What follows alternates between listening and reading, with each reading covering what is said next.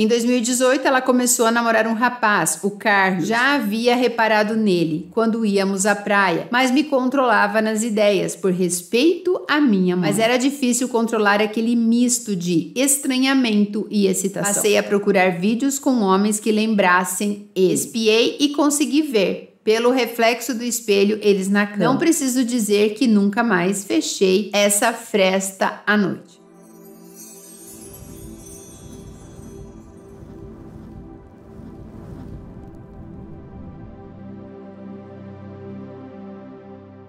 Essa é uma daquelas histórias que eu quero muito ouvir a opinião de vocês. Mas primeiro eu quero convidar você a se inscrever nesse canal, curtir esse vídeo e falar para os homens que vocês são muito bem-vindos aqui. Eles vão lá no Instagram, se você já não me segue no Instagram, já me segue lá, é @SilvanaHennick, e falam, pô, você nunca fala para os homens, nós somos seguidores, nós somos inscritos do canal, a gente manda história e você nunca se refere a nós. Antigamente eu abria os vídeos falando, olá, homens e mulheres da minha vida, sejam bem-vindos ao nosso mundo, né? Eu vou voltar com essa abertura. Mas o que eu quero aqui é que vocês me ajudem a ajudar este rapaz. Ele tem 23 anos. Se tiver alguma psicóloga aí, psicólogo, psiquiatra que possa dar conselhos mais direcionados a ele, eu agradeceria muito, tá? Porque eu não sei se é da minha alçada falar sobre isso daqui, mas eu quero que vocês prestem muita atenção nessa história e tentem entender o que tá acontecendo dentro da cabeça dele. Tenho 23 anos e hoje trago um relato pessoal que preciso dividir com alguém que tenha maturidade a ponto de entender, ajudar e não julgar. Vejo seus vídeos e acredito que tu é esse tipo de pessoa. Desde jovem me considero bissexual, apesar de nunca ter tido experiências com homens antes. Sempre consumia conteúdo erótico de ambos os sexos. Nunca revelei isso pra ninguém, mas entendia que aquilo não era errado e fazia parte do que eu sou. Com o tempo fui lendo e descobrindo sobre a bissexualidade e aceitando melhor essa natureza. Meus pais são divorciados desde os meus 12 anos e minha mãe nunca havia tido um relacionamento até alguns anos. Em 2018 ela começou a namorar um rapaz, o Carlos. O Carlos é um pouco mais velho do que ela, acredito que nessa época ele tinha uns 50 anos. 50 e alguns anos, ele colocou aqui. Era um homem muito bacana, tratava ela bem e tínhamos diversos vínculos, como torcer pro mesmo time, gostar de certas coisas. Enfim, o nosso relacionamento era muito bom. No final de 2019, minha mãe conversou comigo sobre irmos morar com o Carlos, porque ele tinha um apartamento melhor e isso seria bom para a relação deles. Ela me ofereceu a oportunidade de ficar no nosso AP, mas como eu estava começando na faculdade, achei melhor seguir com ela. Afinal de contas, alugaríamos a nossa atual residência e teríamos uma grana extra para me ajudar nos estudos. É importante destacar que antes disso, o Carlos passava alguns dias lá em casa, mas não era por hábito dormir lá. Então eu já sabia mais ou menos como seria a nossa relação nessa nova realidade. A mudança ocorreu em janeiro de 2020, um pouquinho antes da pandemia estourar. O apartamento do Carlos era realmente maior que o nosso. Quando cheguei, o meu padrasto foi muito gentil e me deixou opinar sobre qual dos 2 quartos extras eu gostaria de usar. Acabei ficando com o que já estava praticamente montado, ao invés de desalojá-lo do 3º cômodo, que era um escritório improvisado. Esse quarto, na disposição do prédio, também ficava perto do quarto que ele usava com minha mãe. Na época, isso parecia bom, já que eu precisaria usar a ducha da suíte, pois o outro banheiro do apartamento estava com problema no gás. Tudo tranquilo nos primeiros meses. Mesmo com a pandemia, estávamos bem.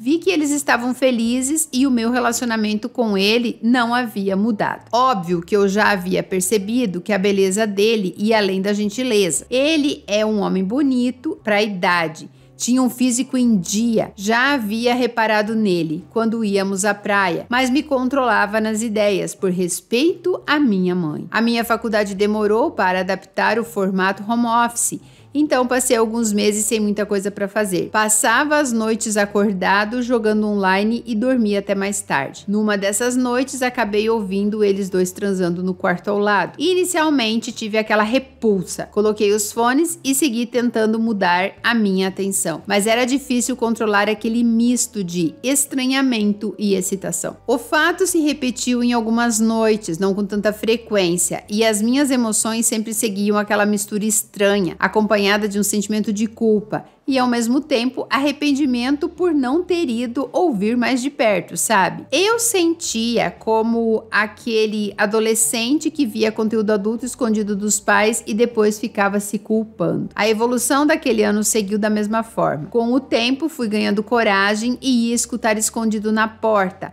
Conseguia ouvir as conversas deles. Acho que chegou um momento onde eu meio que me viciei naquela sensação, no mix de emoção que vinha depois da experiência. As coisas começaram a evoluir mesmo perto de do fim de 2020. Quando eu precisava usar o banheiro do quarto deles para tomar banho, sempre trancava a porta, afinal de contas, era algo de uso comum. Porém, depois do conserto do gás, eu passei a usar o banheiro que ficava perto do meu quarto. E ali, eu não lembrei de trancar a porta.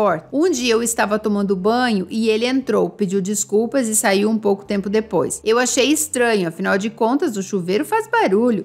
Dava pra ver que tinha alguém ali, mas não liguei. Isso veio seguido de outros comportamentos, como exemplo, ele usar o banheiro geral da casa sem fechar a porta ou transitar pela casa de cueca ou só de toalha depois de tomar banho. Mas, novamente, não criou incômodo em ninguém. E não teve nenhum tipo de comentário. Então, achei que era o jeito dele mesmo, até porque já estávamos voltando ao verão. Esses comportamentos me deixaram excitado em torno dele. Passei a procurar vídeos com homens que lembrassem ele. Já em 2021, a situação dos gemidos voltou a acontecer com mais frequência e eu repetia o mesmo comportamento. Ia na porta, ouvia e voltava para o quarto em silêncio. Até que em uma noite vi que a porta estava entreaberta. Espiei e consegui ver, pelo reflexo do espelho, eles na cama. Eu não ia conseguir resumir aqui todos os sentimentos que tive na hora e depois. Essa coisa, a porta entreaberta, se tornou padrão durante aquele ano, assim como o comportamento dele. Em alguns momentos, mais adiante, eu estava no meu quarto e ouvi que, após a transa e os gemidos, alguém saiu do quarto e fechou a porta. Senti passos indo até a cozinha, mas não me atrevi a sair do meu quarto. Isso começou a acontecer com frequência, quase todas as noites que tinham gemidos. Alguém saía do quarto. Até que comecei a me preparar. Passei várias noites deixando a minha porta entreaberta. Demorou um tempo, mas um dia vi que quem saía do quarto era ele. Ele saía completamente nu, ia na cozinha e voltava. Não preciso dizer que nunca mais fechei essa fresta à noite. Uma certa noite, ele fez o mesmo ritual, mas na hora de voltar, parou na minha porta e perguntou se eu queria que ele fechasse.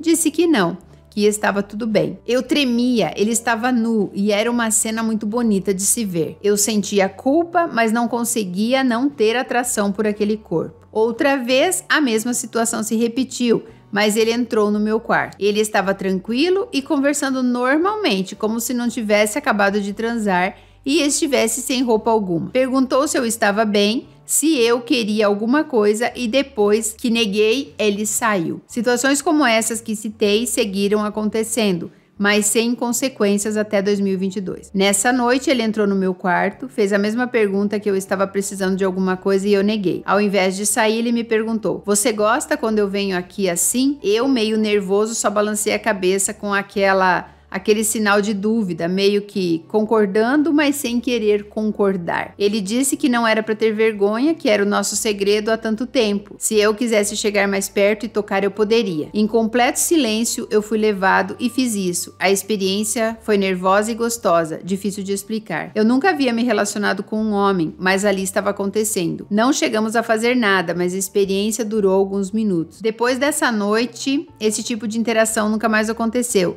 Sempre que ouço sons durante a noite, a porta do quarto deles estava fechada. Outras provocações também pararam de ocorrer. Ao mesmo tempo que agradeço por isso, também fico excitado, querendo algo mais, querendo saber o que mais pode acontecer ou não. Bom, ele não pediu opinião, não pediu nada aqui, ele relatou a história dele. E eu vou dar a minha opinião e, como eu falei, se tiver alguma pessoa mais especialista para falar sobre isso, pode falar, mas sabe o que eu acho que é, gente? O cara queria ter certeza se ele era gay. Vocês tiveram essa impressão de que o cara fez tudo isso para ter certeza que o menino era gay e quando ele teve certeza ele não precisou mais fazer nada disso? Tipo um narcisista, assim. Vocês concordam comigo? Pois é, o rapaz, né, tem só 23 anos, agora ele sabe que ele gosta mesmo de homem também, né? Isso tá comprovado e eu acho que deve ter um turbilhão de emoções dentro da cabeça dele. Eu acho que não tem nada nem a ver com a mãe, né? Tem a ver só com esse modelo de pai por quem ele sente atração. Não vou falar muito a respeito dessa história, mas pra mim é isso. O homem lá, ele só queria ter certeza se o menino era gay. Não sei se vocês concordam comigo. Era essa a história de hoje e até a próxima história real.